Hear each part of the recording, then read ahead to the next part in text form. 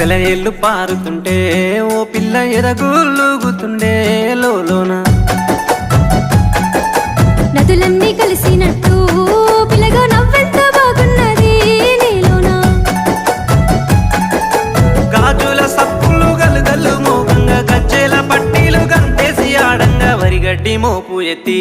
ఓ పిల్ల వయ్యారి నడుము పవే ఈ వేళ సిగ్గు